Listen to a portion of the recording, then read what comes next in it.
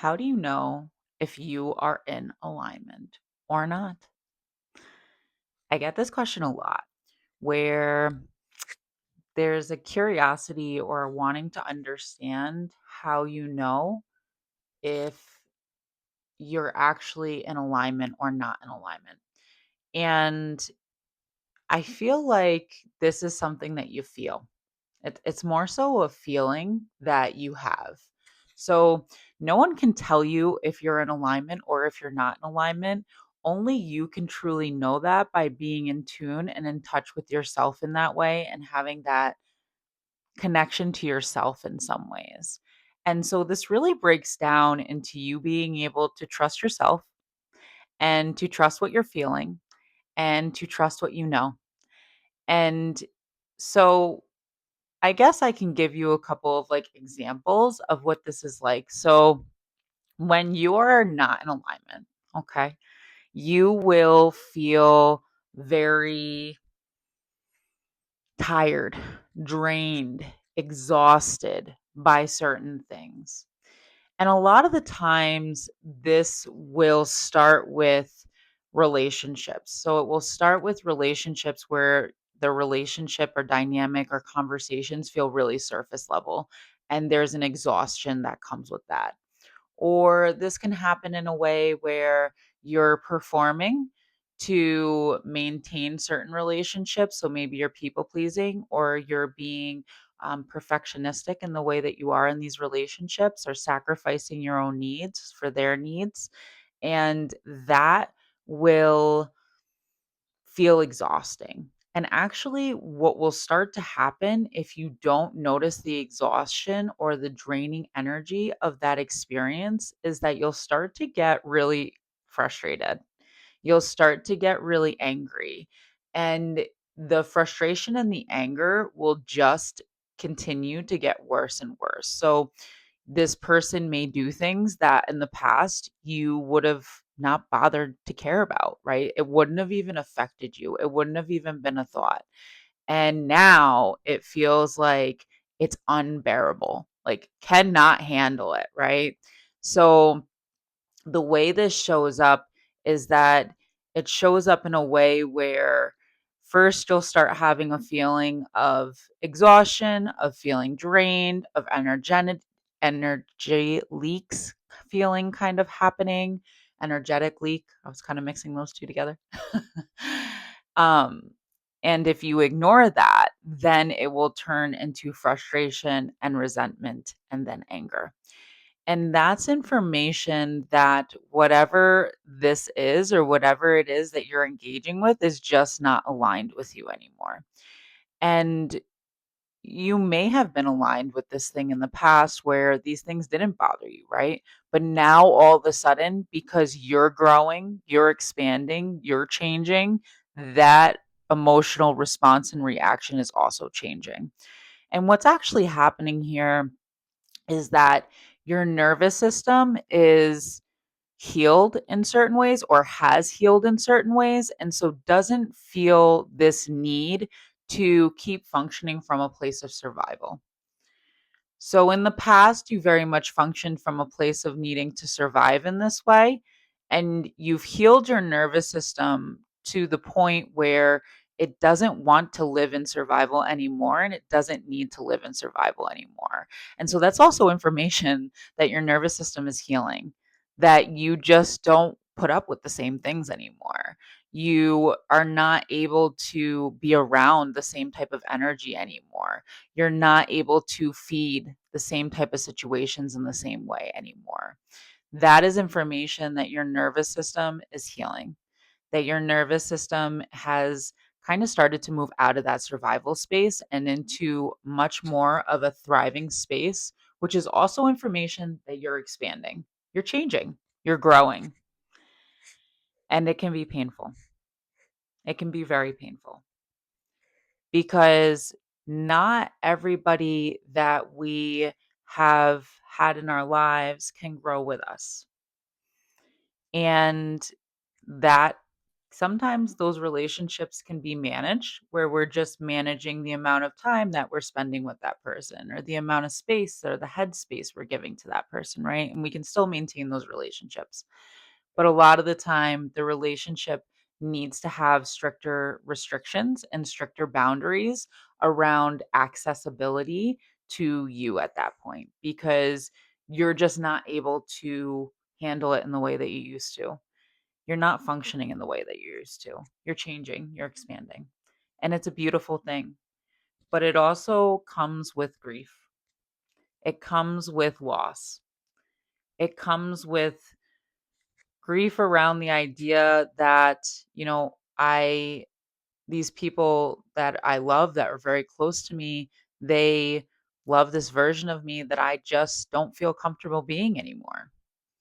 And so there's grief that can come up with that. There's also grief that can come up when it comes to just feeling like, I guess, frustrated about the fact that you've maybe put up with these things for so long or you've lived in this way for so long. Because when you start to heal and you start to come out of survival, there's definitely a feeling of safety that you're feeling within yourself. And it feels really good, but it comes with grief as well. And grief in regards to just, why didn't I do this sooner? Why didn't I see these things sooner? And the reality is that you are not meant to see those things sooner. And those things serve the purpose that they were meant to serve. And that time has now passed. I think where I see a lot of people get caught or get stuck is where they're holding on to what was instead of learning that it's okay to outgrow those things. It's okay to change. It's okay to expand. And people can get stuck within that space. But also, what comes with that is this shame that we feel towards ourselves and this like beating up nature. I feel like this is the biggest thing. Like we are so hard on ourselves as humans. And when you are shaming yourself or beating yourself up for not knowing sooner or not making that change sooner or not doing that thing, right? Everything happens in divine timing. And everything served its purpose as it was meant to up until this point and beyond. And you couldn't see what you see now back then. You weren't ready. And this is not a place to beat yourself up. It's not a place to shame yourself. It's not a place to make yourself feel bad. But this is where I see people really get stuck is in this kind of like negative feedback loop of kicking themselves, of beating themselves up, of talking mean to themselves, of being really hard on themselves. We are here to learn. That is what this journey is. It's a journey of everlasting learning. And when you are shaming yourself or talking badly to yourself or beating yourself up, you are keeping yourself stuck. There is no movement that can happen. You are keeping yourself stuck in that space, which keeps you from actually moving forward. And I would personally say that this is a form of self sabotage. This is a way that we sabotage maybe without even realizing it. And it's not helping us actually move forward. It's keeping us rooted and stuck exactly where we are. And part of that is fear of change, fear of stepping into the unknown, fear of discomfort, right? That's partially why we do that, a lot of us. But it also comes back to this idea of, childhood. You did something bad, you got punished, right? So you've learned to punish yourself. When you do something bad or you do something wrong, and then you shame yourself, make yourself feel bad, treat yourself poorly, that is you punishing yourself. So even though You're not being punished anymore as an adult externally by parent figures. You've internalized that process, and that is what you're doing to yourself. You're beating yourself up. You're punishing yourself. And that will keep you stuck in that space for as long as you choose to continue to engage in that way. And when you have lived that way for so long in your life and you function that way for so long in your life, it is very difficult to shift that. It is very difficult to change that. It's hard to even see that you're doing it, to be honest. As I'm saying this to you, you may for the first time be receiving an aha moment that this is actually what's happening and why it's happening and what I'm actually doing. And this is why, reflection is so important, like reflecting on what we're doing and doing deeper reflection. But this is also why support is so important. Because when we receive external support from someone who is not connected to our stories, not connected to our narrative, not connected to our feelings, right? They're an outside person. They can see what you cannot. Because when you are in it, you are emotionally tied to it. And so when you seek support from someone who is not connected to your stories, to your emotions, to your beliefs, they can see and name all the things that you cannot. And so this is why it's so important to receive support when we're moving through things or we're trying to change cycles or we're trying to shift the way that we are moving through the world.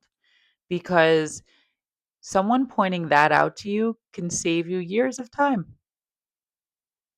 But you being able to see that yourself, that will take much more time. So, when it comes to receiving support and seeking support, it's about saving you time from having to figure that out, as well as this person, if they're seeing that for you, right? You're receiving that support and they're seeing that for you. That's because they've already done it themselves, right? I believe personally, you can only take people as far as you yourself have gone. And so if someone outside of you is pointing something out to you that you don't see, they've also already moved through this on their own. They also have already done this work. So they know what it takes. They know what it looks like. They know the steps. And that means that they can help guide you through that, which can save tons of time, tons of pain. So this is kind of bringing me into my container that I created. I created the Sovereign Self. It is a 3-month container, and this offers you coaching and reflection and exercises to help you to step out of old cycles of patterning and step into who you are being called to become. This will teach you how to build self trust from the inside out. You will be able to embody confidence so that you can move forward towards this new identity, towards what it is that you want in life with grace and strength and consistency and reliability. And in this container, I offer support to help you through this. I offer exercises to get you actually moving. I help you with the steps on what to do next and how to keep going. So, if this sounds like something that you're interested in or something that you feel like you're needing because you're in between identities and what used to align is just not aligning anymore, and you're not able to fully step into that new identity yet, and you're feeling confused, you're feeling tender, you don't have to walk this alone. So you can go to crystalclearmystic.com and you can schedule a clarity call and we can make sure that this space would be supportive for you and good for you. There's that way to work with me, and they also offer private sessions as well for coaching if that's something that works better for you. But you don't have to walk this path alone. And we're not meant to walk these paths alone.